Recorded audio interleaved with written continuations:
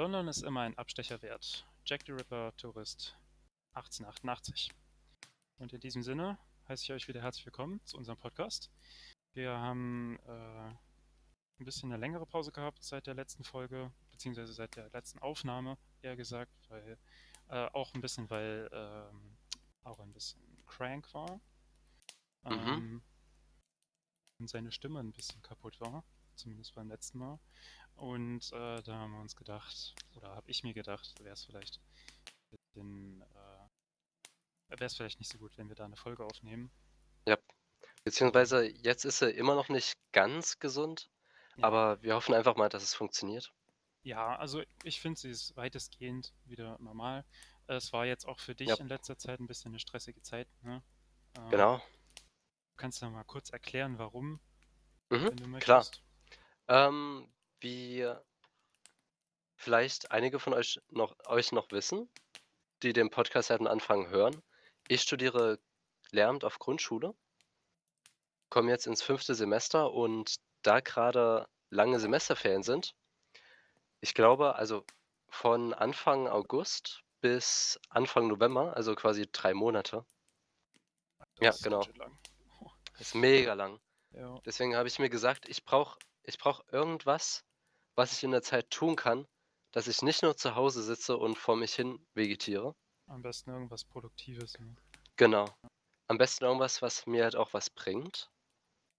Gab es jetzt die Möglichkeit, entweder Nebenjob, hatte ich nicht so Lust drauf, oder Praktikum, was mir halt für meine Zukunft was bringen wird als angehender Lehrer. Ja. Und deswegen bin ich jetzt an 'ner Schule. Kann ich kurz mal erzählen, das ist 'ne Schule in Gotha. Das ist mega nice. Ist das beste Praktikum, was ich bis jetzt hatte. Das einzige Problem, ich muss jeden Tag um 5 aufstehen und bin jeden Tag erst mindestens um 3 wieder zu Hause. Es ist Uff. halt wirklich so 'n richtiger Arbeitstag Hm. und das böllert ordentlich rein, besonders wenn man halt noch 'n bisschen erkältet ist. Mal Ja. demonstrativ ein bisschen husten.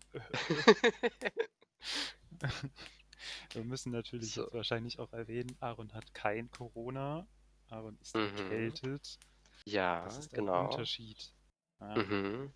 muss jetzt keinen Stress machen. Und wir sitzen wie üblich auch nicht zusammen in einem Raum. Wir sitzen Ja. jeder an unserem PC zu Hause, Mhm. Mhm. machen das Ganze über Teamspeak. Sehr Äh, verantwortlich. Sehr verantwortungsvoll, ja, absolut. Also, die soziale Distanz ist zwischen uns da. Ja, Bisschen mehr genau. als 1,5 Meter. Bisschen mehr. Ein kleines bisschen mehr. Jo, Ja, aber ähm, sonst, ja genau, mega nice Zeit. Ich finde es also, ich bereue es überhaupt nicht, das gemacht zu haben, das du bist ja Praktikum jetzt gemacht zu schon, haben. das ist jetzt schon die dritte Woche, oder? Die du das Ne, machst? ich komme jetzt in die 5. Woche. Die fünfte schon. Oh, Ja, okay, okay. Oder, also die ja, gut, ich muss sagen, ich habe in letzter Zeit übelst das Zeitgefühl verloren. So ja, komplett. ich auch. Einfach, Ich weil auch. für mich ist halt besonders schlimm, weil ich jetzt mein Abitur gemacht habe und jetzt nicht wirklich was zu tun hatte in der Zeit. Also ich habe jetzt die Zeit überbrückt quasi äh, ja, bis heute. Und es waren jetzt, boah, keine Ahnung, wie lange war das jetzt? Es waren bestimmt ein paar Monate, Mhm. ähm, in denen ich halt nichts zu tun hatte, wirklich gar nichts. Ich habe mich an der Uni beworben, bin nicht angenommen worden, leider. Und habe jetzt versucht, mir einen Job zu suchen, hat nicht geklappt. Und ansonsten ich habe keinen FSJ gehabt oder eine Ausbildung, bla bla bla. Habe ich alles nicht gehabt. Und bis jetzt habe ich halt wirklich gar nichts.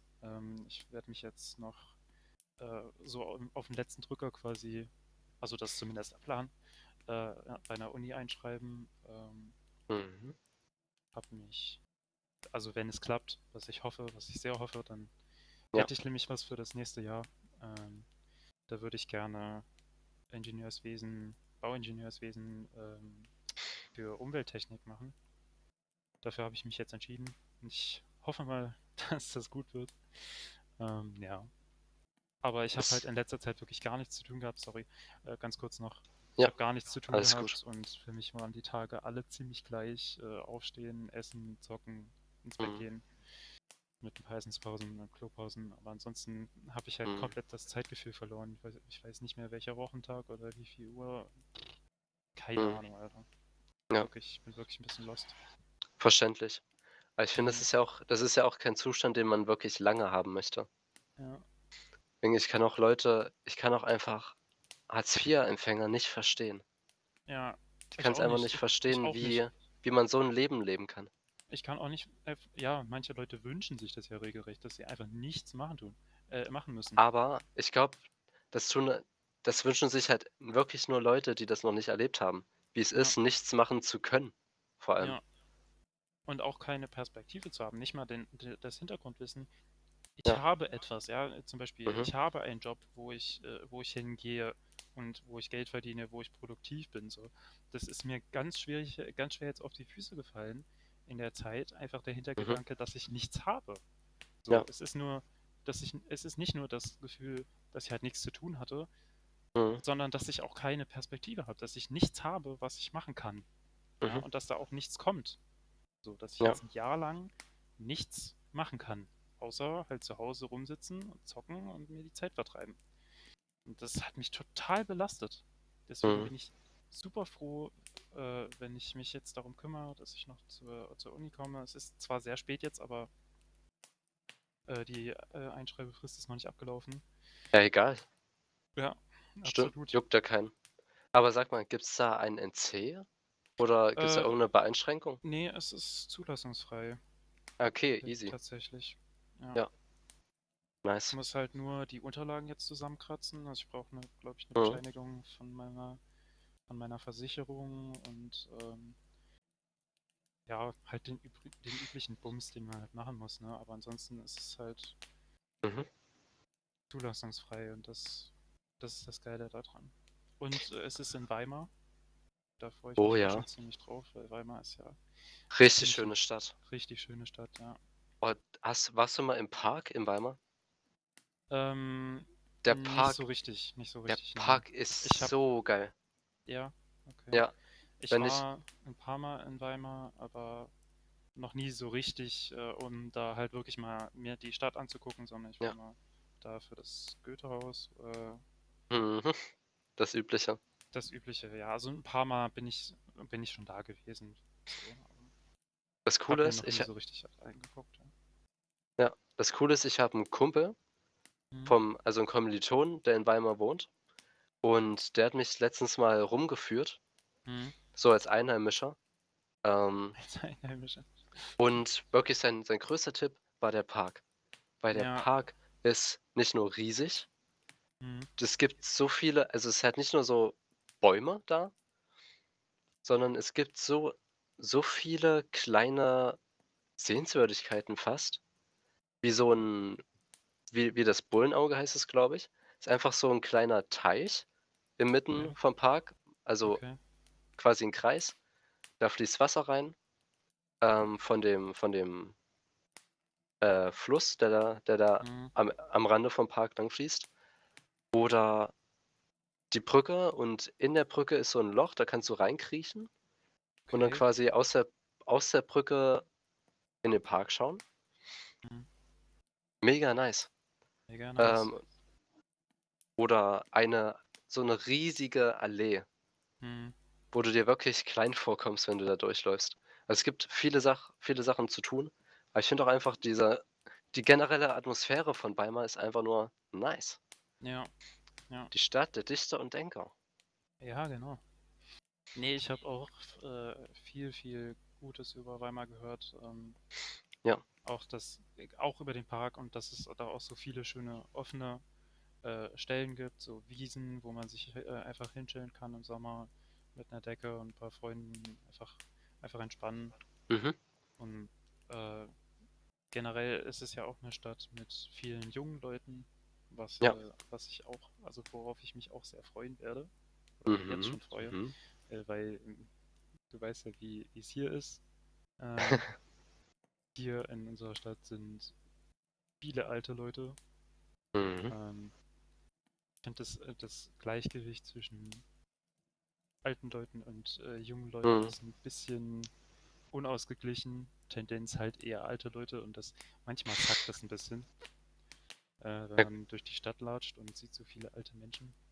ja Nee, gut, so, es gibt auch viele Studenten halt, ja, ja, aber klar. besonders jetzt in Semesterferien fahren halt Ja, viele wieder nach Hause. ja, Oder beziehungsweise wenn du halt kein Student bist, dann kommst du, glaube ich, nicht so gut in diese Welt der ja, Studenten rein. ja, Deswegen, ja.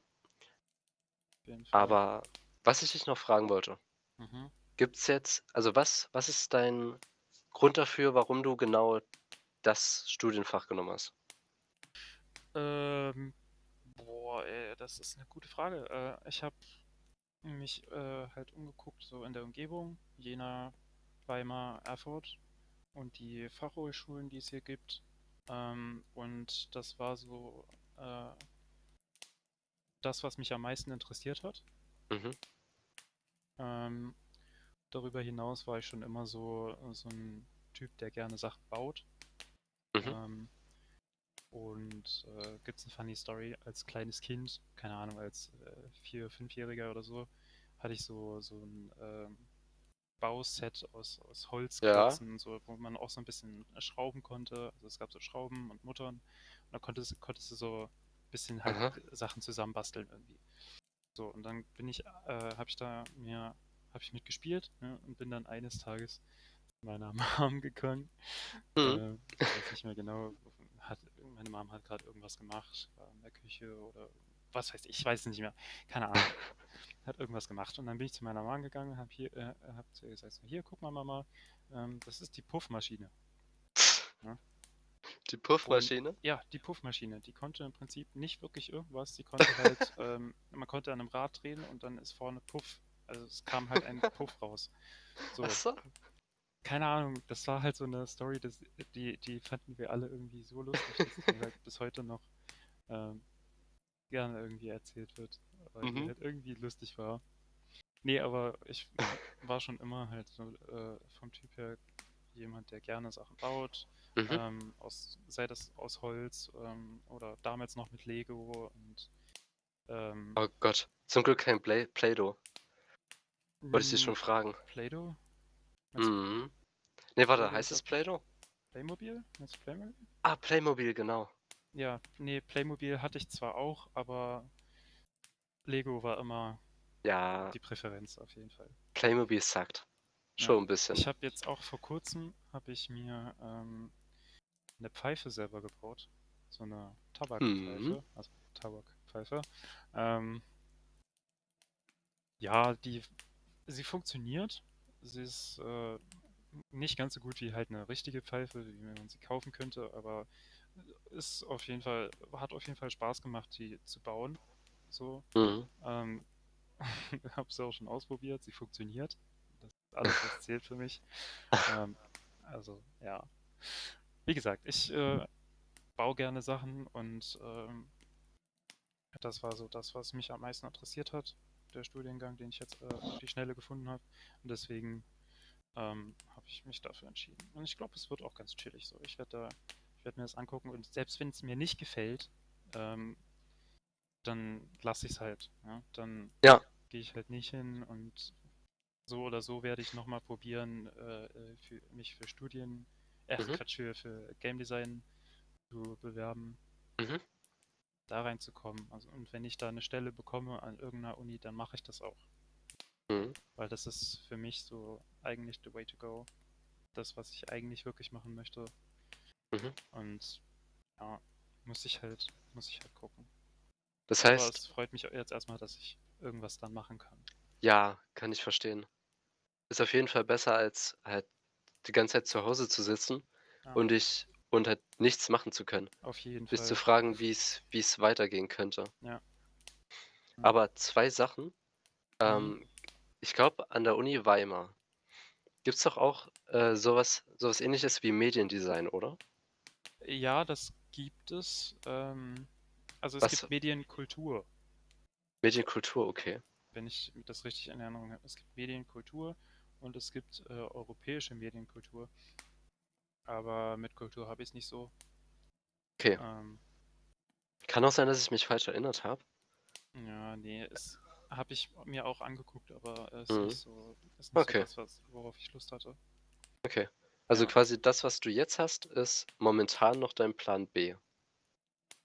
das, also das, wofür ich mich jetzt bewerbe, ist mein Plan Ja, A erstmal. Das möchte ich jetzt machen, dafür werde gut. ich mich jetzt einschreiben und hoffe halt, dass das jetzt noch klappt. So. Ja. Ähm, Wenn das nicht klappt, habe ich halt jetzt dann dummerweise nichts. Ja, das ist halt das Ja, Problem. aber warum sollte es nicht klappen? Ja, Also genau, die das Einschreibefrist ist denke ja ich mir noch. halt, genau, das denke ich Ja. mir halt auch. So, und wenn ich das habe, werde ich das ganz Mhm. normal machen, werde ich da hingehen und das studieren. Genau. Ähm, Dann kannst du weiter und gucken. werde halt trotzdem noch probieren, in Game Design reinzukommen. Und wenn Ja. das klappt, dann mache ich das. Wenn es nicht klappt, studiere ich ganz normal das weiter. Mhm. Hier, Bauingenieurswesen. Ja. Ich meine Ist an ja auch eine. dem. Ja? Ja? Nee, sag du, was du sagen wolltest. Okay. Also ich finde halt, an dem Ausprobieren ist ja auch nichts falsch dran. Ja, absolut nicht. Nee. Du kannst ja auch erst wissen, ob der Studiengang was für dich ist, wenn du den Mhm. selber erlebst. Ja, Kannst natürlich richtig. an kannst dir natürlich anhören, was andere Leute drüber sagen, Ja, aber andere Leute sind halt nicht du. Und ja, du denkst wahrscheinlich auch anders über bestimmte genau. Sachen als andere Leute. Im Endeffekt muss jeder seine eigenen Erfahrungen sammeln, ne? Und dann Genau, genau. erst wenn man seine Erfahrungen gemacht hat, kann man dann wirklich beurteilen, ob das was für einen ist oder ob man das äh, Ja, beruflich machen möchte oder überhaupt weiter studieren möchte. Das kann man vorher nie wissen. genau, genau. Das hatte ich auch damals bei meinem Studiengang gesagt. Damals. Mhm. Damals, Vor vor fünf na gut, Semestern. ein Vier Jahr ist es Semestern. schon her. Ja, ja, ja, schon ziemlich lange Also, her. ja. Also ich habe halt damals gesagt, bevor ich das Studium begonnen habe, ich werde jetzt 2 Semester das studieren, vor allem, weil halt, mein Studium so aufgebaut ist. Der Bachelor, das erste Jahr ist quasi 'n Orientierungsjahr. Das heißt, da werden so Veranstaltungen genommen, die so aus allen Bereichen halt, damit du Mhm. überall mal reinguckst, so grundlegende Dinge erfährst. Und die nächsten 2 Jahre, die gehen 'n bisschen tiefer in die Materie. So Mhm. so zumindest der Plan, Mhm. ne? Ob das jetzt praktisch so funktioniert, ist 'ne andere Sache. Aber auf jeden Ja. Fall habe ich deswegen gesagt, ich schaue nach 2 Semestern, also nach dem ersten Jahr, ob ich immer noch bei dem Studiengang bleiben möchte Mhm. und ich habe ja recht viele Praktika gemacht zu Mhm. Studienbeginn. Also das, was ich jetzt mache, ist quasi mein 5. Und Alter, ja, damn. und Das vom ist not Studium bad. muss ich jetzt eins machen. Also vom Studium war vorgegeben eins und ich habe quasi 4 Freiwillige gemacht. Das sieht der Arbeitgeber gern. Na, Wenn du dich also irgendwo mal bewirbst, kannst du sagen, hier, boom, 5 Praktika. ja, ja. Also Und er im sagt, Lebenslauf sieht's ganz gut aus. boom, Alter, Not gonna lie. hier hast du die Stelle. Ja. Und ja, deswegen habe ich die Praktika gemacht und es hat dann funktioniert. Mhm. Und dann konnte ich nach dem zweiten Semester mit gutem Gewissen sagen: „Jap, das Das ist möchte ich das, was machen. ich wahrscheinlich machen möchte in Zukunft.“ Ja. Und deswegen werde ich das weitermachen. Ich muss auch mal so sagen, ich kann mir gut vorstellen, dass du ein guter Lehrer wirst. So Danke. Grundschullehramt Mhm. passt auf jeden Fall zu dir. So mit kleinen Kindern. Kannst Ist dich mit, schon kannst dich mit ja. Erstklässlern prügeln. Oh Auf jeden ja. Fall. Und vor allem, ich werde auch gewinnen. Ja. Endlich kann Nee, aber ich meine, es ist ja sowieso so ein bisschen so eine Sache, äh, Mhm. dass männliche Lehrer, insbesondere auch in der Grundschule, immer gerne gesehen werden. Und da gibt es Oh viel ja, zu wenige von.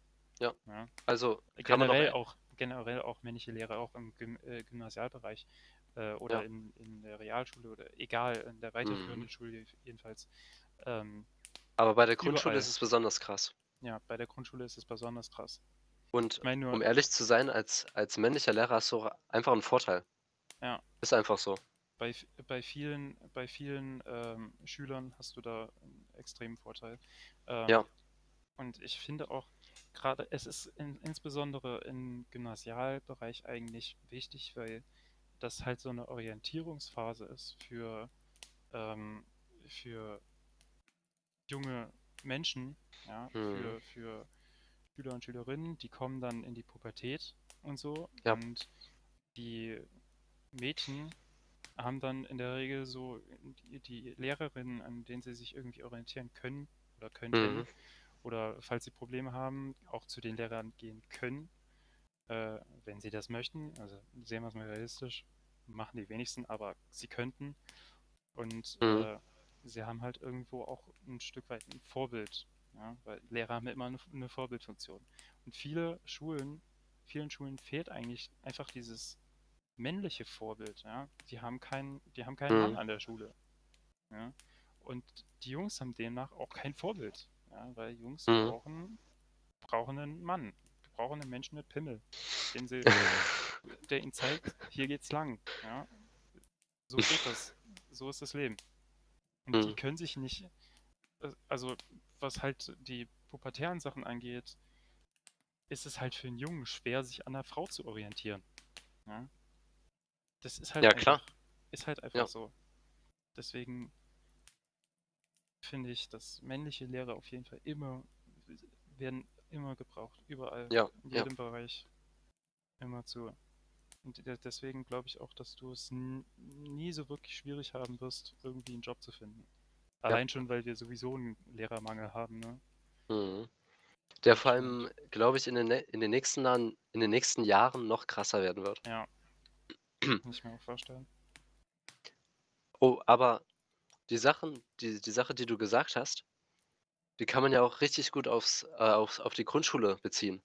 Weil da ist es halt so, also leider ist es so, ähm, viele junge Eltern trennen sich ja auch wieder. Das Mhm. heißt, es gibt sehr viele alleinerziehende Mütter, Ja, ergo viele Kinder, die keine richtige Vaterfigur haben. ja, Und ja, das habe ich richtig, auch richtig. genau, und das habe ich halt auch selber schon oft gemerkt. Es gibt auch viele Kinder, die sind richtig anhänglich an der Ja, Grundschule. Du kommst quasi an die Schule als Praktikant und vom Moment, wo die Kinder dich sehen, hängen die an dir, ja, ja, weil sie einfach 'ne Vaterfigur haben wollen. ja. Und ist halt Es 'n ist, bisschen traurig, dass dann es der ist Lehrer wirklich, wirklich die Vaterfigur übernehmen muss. ja. Aber auf der anderen Seite ist es auch, es ist eine übelst große Verantwortung und Auf ähm, jeden Fall. für dich, also ich finde, du solltest das als Chance sehen, einen gewissen Einfluss auf die Schüler zu haben, auf die Ja, Kinder und auf die Art und Weise, wie diese Kinder ihr Leben leben.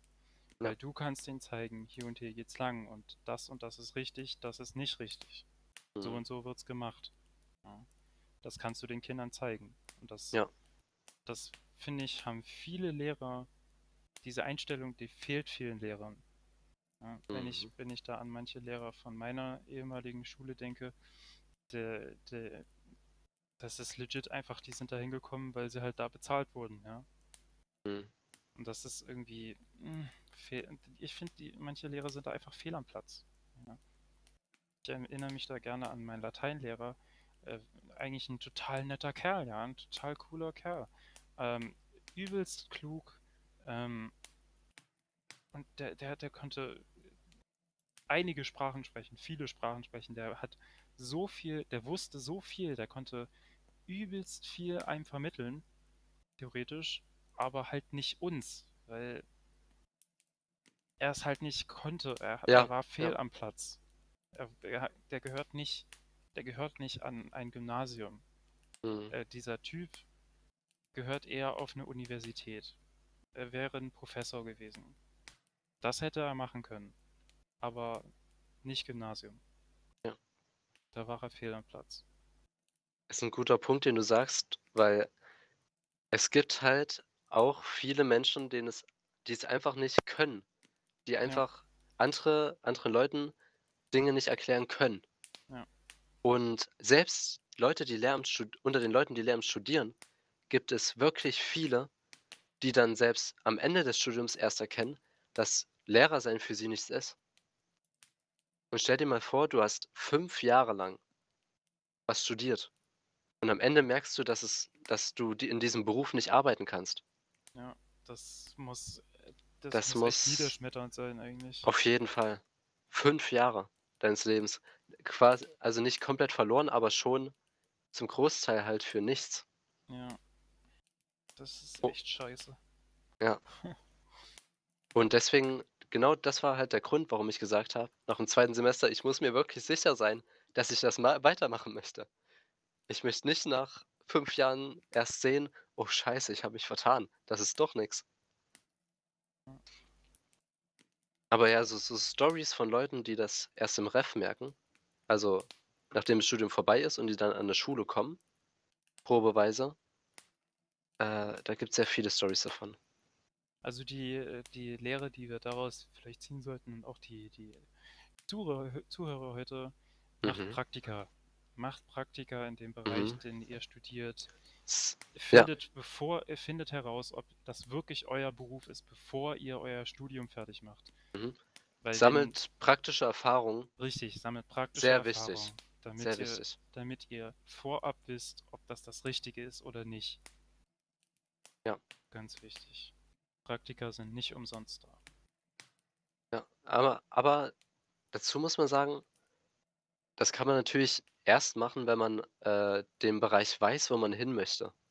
Ja, klar. Gibt ja auch viele Leute, die studieren halt, weil sie das Fach mögen, aber noch nicht wissen, in welche Richtung sie denn gehen wollen. Das ist auch so 'ne Sache, die kann ich mir halt für mich überhaupt nicht vorstellen. Wenn ich was studiere, dann muss ich halt wissen, für was? Auf was Ja. arbeite ich grade hin? Und wenn es halt so 'ne dunkle, verschwommene Richtung ist, dann wäre mir das zu unsicher. Hm. Ja, naja, Ja. das ist, wenn du das so sagst, muss ich mir auch eingestehen, da weiß ich selber noch nicht so richtig. Also ich möchte Game Design studieren, aber ich weiß Mhm, noch nicht, in welchem Teil explizit, also welchen Teil des Game Designs ich dann für mein Leben ausüben möchte. Ob ich jetzt äh, Animationen machen möchte oder ob ich äh, Special Effects mache oder was weiß ich, oder nicht, oder Concept Art oder sowas. Aber das weiß ich noch nicht. Ja? Aber das werde ich dann rausfinden im Studium. ja. Also, Ja. es sollte jetzt auch kein Front sein an Leute, die das so machen. Doch, Ich kann's halt findet's raus, ihr Affen. Nein, ich kann's Spaß. nur halt für mich nicht vorstellen, Ja.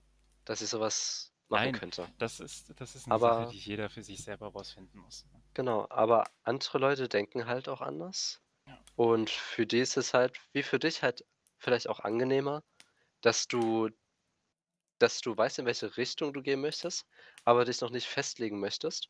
Ja. Und das ist ja auch völlig okay. Aber ich weiß zumindest die Richtung, in die ich gehen möchte. Das ist schon mal ein Anfang. Ja, und Viele der Rest Leute wird sich wissen dann das, ergeben. ja, viele Leute wissen das zu dem Zeitpunkt, in dem ich jetzt bin, noch Mhm. gar nicht. Das Ja. finde ich eigentlich noch schlimmer, wenn Leute einfach ein Studium anfangen, weil sie halt nicht wissen, was sie sonst machen sollen, weil sie Ja. keinen Plan haben. Das hört sich jetzt dumm an, weil ich auch ein Studium anfange, weil ich nichts anderes habe. Aber ich habe einen Plan. Ich weiß, was ich Mhm. eigentlich machen möchte. Es hat nur nicht geklappt. Ja. Ja. Frag dich mal, aus welchen Leuten der BWL-Studiengang besteht. Das sind halt Mm, zum Großteil wirklich Leute, die Entlaufene nix Zootiere? anderes oh, Uh. gute ja. Mhm.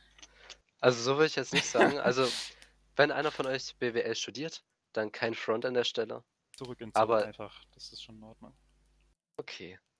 Aber es gibt halt viele Leute, die halt BWL anfangen, weil sie nix anderes finden. Ja, bleh. Ach, Uah. BWL, ey, das ist so eine Sache. Also sorry, Mhm. ich kann mit BWL und Wirtschaft und Finanzen und so 'n Kram kann ich halt gar nichts anfangen. Ich hatte WR in der Schule erhöht und ich weiß bis heute nicht wieso. Ich weiß nicht, wieso ich WR erhöht genommen habe. Ich bin so schlecht da drin. Sozi wäre besser gewesen, Rallye wäre besser gewesen, aber nein, ich nehme WR. Warum? Das ist total dämlich. Ich Ja, muss an dem Tag high gewesen ja. sein oder besoffen oder so oder beides. Wieso habe ich das gemacht? Ich verstehe es nicht. Keine Ahnung. Äh, Wir können auf jeden Fall sagen: Wirtschaft, fuck that shit. Fuck that shit, ja. Das können andere Menschen machen, Menschen, die es kapieren, ich nicht. Ja. Ich bin da wirklich, wirklich raus. Mhm. Aber so richtig raus. Oh Mann, Auch ey. ein guter Kumpel vom Studium von mir, der hat Mhm. auch BWL studiert oder zumindest so was Ähnliches und hat einfach nach dem 4. Semester gesagt, also bis zum 4. Semester war es okay, aber danach wurde es nach ihm so trocken, so einfach kompliziert, unnötig Mhm. kompliziert, dumm, dass er gesagt hat: „Ich habe jetzt 2 Jahre das studiert, aber ich will das nicht weitermachen.“ Ja. Kann ich mir denken. Und dann ist er zu Lehramt gewechselt. Und jetzt ist er glücklich. Ja, ja, bis Sehr jetzt schön, schon. sehr schön. Boah, übrigens, ich hoffe wirklich, dass meine Ersti-Gruppe zusammenbleibt. Für die Leute, die es noch nicht den Begriff noch nicht kennen, an meiner Uni gibt's die sogenannte Ersti-Woche. Das heißt, Leute von 'nem Studiengang werden random in 'ne Gruppe zusammengewürfelt und die werden von anderen Lehramtsstudenten von höheren Semester bisschen rumgeführt. So, es wird ihnen alles gezeigt, alle Konten und wo alles sich befindet und so. Das in der ersten Woche. Das ist die sogenannte Ersti-Woche. Und die Leute, die ich jetzt an der Uni kenne, sind wirklich zu 90 aus der Ersti-Woche. Ich Uff, hatte cool. damals so viel Glück, so halt an die Uni zu kommen und keinen zu kennen, nicht zu wissen, was auf mich zukommt und dann gleich so 'ne nice Truppe kennenzulernen. Also, wenn die Truppe das hier hört, Shoutout geht raus, ne? Ja, ja. Ihr wisst, was Und abgeht. vor allem an euch, die da vor denen das Studium noch steht, nutzt die erste Woche. Wenn ihr so was Ähnliches habt, nutzt das unbedingt aus. Ja. Es wird euch in den Jahren danach sehr, sehr, sehr weiterhelfen. Dann bist du ja bald eigentlich so derjenige, der rumführt eher, ne? Oh Gott, das wäre ich schon letztes Semester gewesen. Oh, du fauler Aber Sack, mach das. holy shit, nein, könnte ich, Doch, natürlich. obwohl, Ja, natürlich. Du musst. also, letztes Semester hätte ich's mir überhaupt nicht vorstellen können. Ach, Aber Aaron, nächstes, rein in die Kiste. okay, ab nächsten kann ich's mir sogar vorstellen, das zu machen. Ja, natürlich, das machst du, Alter. Ich werde da nur nicht bei der Kneipentour bis zum Ende mitmachen. Ja, natürlich, da zeigst du dir mal, wo der Hase läuft. Ja, ja. Ja, aber wenn ich mir jetzt so vorstelle, Leute im 3. Semester haben das gemacht. Und dann war ich auf einmal im 3. Semester Du und hattest immer dachte noch mir: keinen Plan. „Ne“, und ich hatte immer noch überhaupt keinen Plan. Ist halt immer so weird, weil du denkst: „Ja, in 'nem Jahr, dann werde ich so 'n Plan haben, dass ich das auch schaffen werde. In 'nem Ach, Jahr bin ich 'ne ganz Psych. andere Person.“ Und dann kommt das Psych. Jahr und es hat sich einfach nichts verändert. Und du denkst dir: „Hä, Honey. was ist mit meinen Plänen passiert? Ja. Wo ist mein geiles Zukunfts-Ich?“ Oh Mann. Oh Mann, ey. Ja. Aber äh, nächstes Jahr machst du es dann. Oder Hm, ja. dieses kommende Semester. Also jetzt, das kommende Semester geht's halt nicht mehr. Ich weiß gar nicht, wie man sich da anmelden soll oder ob das überhaupt so stattfindet. Aber 6. Semester, jo, bin ich dabei. Auf jeden Fall. Bis dahin kennst du dann alles. Mhm. Also, Genau. ne, wahrscheinlich immer noch nicht. Wahrscheinlich immer noch nicht. Wie das halt so ist. Okay. Ah, Ich habe noch eine kleine Story zu erzählen, ja, die ich erzähl mal. gerne loswerden wollte. Und zwar, das ist jetzt völlig off-topic, aber naja, macht jetzt auch nichts. Ähm, und zwar hatten wir vor einiger Zeit das Problem, dass unsere Dusche bei uns zu Hause nicht mehr so richtig funktioniert hat. Ähm, sorry, ich musste Mhm. kurz rülpsen. Hab kurz das Mikro weggehalten. Ähm, genau, unsere Dusche hat nicht mehr richtig funktioniert. Der Duschschlauch war irgendwie undicht oder so. Ähm, keine Ahnung, generell war die Dusche musste halt neu gemacht werden. Und das hat mein Vater übernommen und das hat halt ein bisschen gedauert, weil da mussten noch irgendwelche Ersatzteile oder so besorgt werden und was weiß ich nicht noch alles. Es hat jedenfalls gedauert. Das war ein bisschen ein längerer Prozess. Ähm, Jedenfalls waren dann endlich alle Sachen da, die wir gebraucht haben. Und dann hat mein Vater noch die Wanne, unsere Duschwanne, nochmal neu verfugt. Ja. Ähm, ich gehe jetzt mal davon aus, dass alle wissen, was das bedeutet. Und ähm, es war jedenfalls so, dass wir dann für einen halben Tag das Wasser abstellen mussten. Und das haben wir dann gemacht, war auch alles in Ordnung. Kann ich mich noch gut dran erinnern. Mein Vater ist vorher nochmal zu mir ins Zimmer gekommen, meinte, hier, nochmal aufs Klo gehen. Ne? Wir haben heute für den Rest des Tages kein Wasser mehr. Und dann habe ich gemacht, so, alles kein Problem. Und dann irgendwann abends fing es dann langsam an, Quatsch, abends, so 3, 4 Stunden, nachdem wir kein Wasser mehr hatten, ne, mein Vater war immer noch beschäftigt, fing es dann so langsam an, dass wir Probleme bekommen hatten. Da musste dann doch wieder jemand aufs Klo und hier und da und bla bla bla. Und dann abends ging es darum, Abendessen zu machen. Wir konnten nicht kochen. Wir haben überlegt, ob wir einfach was bestellen oder so. Oder ob wir halt, wir haben dann im Endeffekt von den Nachbarn uns Wasser geborgt. Ja? Wir haben da angerufen, hier können wir mal ein bisschen Wasser borgen, wir haben gerade kein Wasser. War auch alles kein Problem. Ne? Aber ähm, abwaschen ging nicht. Dann waschen ging ja auch in der Zeit alles nicht und duschen und bla bla bla, solche Sachen alle. Und ähm, das fand ich wirklich, wirklich krass, weil mir an dem Tag mal so aufgegangen ist, wie sehr wir davon abhängig sind, dass unser Wasser läuft. Ja, das Wasser aus dem Wasserhahn kommt. Wie selbstverständlich das für uns geworden ist, dass das geht. Ja, das muss man sich mal vor Augen führen, weil wir wirklich an dem Tag irgendwie geliefert waren. Wir haben nicht daran gedacht, dass wir abends Wasser brauchen und uns waschen müssen und was weiß ich nicht alles. Daran haben wir nicht gedacht. Ja? Und ich fand das so krass, wenn man sich mal überlegt, wie Menschen in anderen Teilen der Welt darum kämpfen, Wasser zu haben, was für ein Struggle das für die ist. Und wir chillen hier in unseren Häusern, machen den Wasserhahn auf und es kommt Wasser raus. Zu jeder Zeit. Aber so selbstverständlich ist das gar nicht. Und das ist mir da erstmal wieder so richtig klar geworden, wie krass das eigentlich ist, dass wir fließendes Wasser haben zu jeder Tageszeit. Jeder Tages- und Nachtzeit kommt aus dem Wasserhahn Wasser. Das hört sich irgendwie so banal an für uns, weil wir das einfach gewohnt sind, aber Mhm. eigentlich ist es nicht selbstverständlich. Ne? Nee. Wenn man genau drüber nachdenkt, ist es nicht selbstverständlich.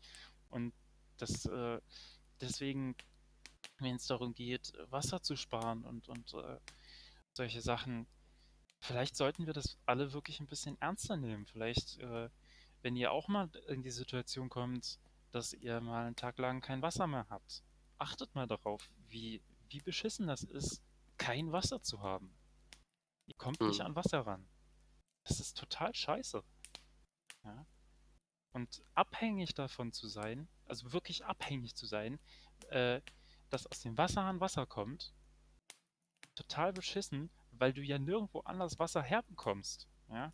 Du kannst zu den Nachbarn zwar gehen, aber das ist auch der Tatsache verdankt, dass wir hier in einer Zivilisation leben, in Deutschland, wo sowas normal ist. Es gibt Mhm. Regionen auf der Welt, wo das nicht egal ist, wo das nicht Ja. normal ist. Ja. Da hast du kein Wasser. Das ist, muss man sich eigentlich mal wirklich vor Augen führen. Mhm. Ja?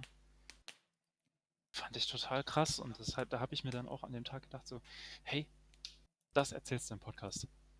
Weil ich das irgendwie, das fand ich irgendwie spannend. Das ist auch spannend. Ja, muss man sich einfach mal überlegen. Ja. Ich wollte gerade sagen, so, wenn ihr Bock habt, schaltet einfach mal für einen Tag lang das Wasser aus. Guckt mal, wie es ist. Als ob das irgendjemand machen würde. Als Nee, ob sich irgendjemand denken würde, so, jo, heute schalte ich mal viel, das Wasser ab.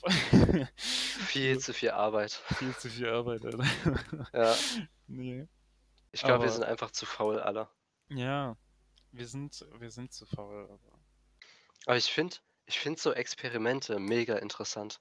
Ja, Sei es jetzt ein Tag ohne Wasser leben oder ein Tag ohne Internet leben oder keine einen Tag ohne Technik leben.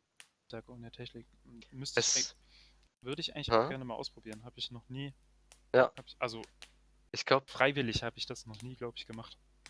ich glaube, das würde halt unser normales Alltagsleben so umkrempeln Ja, und einfach 'ne total, richtig neue total. Perspektive öffnen. Wie Ja, jetzt bei dir, dass du die quasi 'ne neue Perspektive aufs Wasser hattest, dass du's jetzt mhm, nicht so für selbstverständlich genommen hast. ja, Oder wahrscheinlich, wenn du's jetzt wieder für 'n Monat jeden Tag benutzt, wirst du's langsam wieder für selbstverständlich nehmen. ja, ja, Ist ja genau. auch so sind wir halt einfach. Aber ich glaube, so 'n Perspektivenwechsel ist halt einfach interessant. Ja, und wertvoll auf jeden Fall. Ja, auf jeden Fall. Es hilft einem auch irgendwie, sich, in die Situation von anderen Menschen einzufühlen, denke ich. Genau. Bisschen empathischer zu sein und offener Genau. für andere Situationen. Wir sind schon wieder fast beim Ende. Wir haben jetzt noch ein paar Sekunden. Mhm. Die wollen wir vielleicht noch mal kurz nutzen. Wir arbeiten immer noch dran, dass wir das bei Spotify hochkriegen, richtig, oder? Jap. Jap, genau. Ähm, aber Wir das hoffen, dass es funktionieren wird in nächster Zeit. ja, und dann wollen wir natürlich die ganzen Folgen, die wir jetzt schon hochgeladen haben, auf YouTube auch noch auf Spotify hochladen und dann natürlich auch regelmäßig. Genau. Und sonst, wie immer, wenn ihr irgendein Feedback habt, Lasst es wenn uns euch gerne wissen. lasst es uns gerne wissen. Wenn euch die Folge gut gefallen hat oder ihr bestimmte Themen haben wollt oder Genau. ihr, ja, einfach irgendwas zu sagen habt, lasst es uns wissen. In Wir dem freuen Sinne, uns macht's in gut. dem Sinne. Ciao. Bis zum nächsten Mal. Ciao.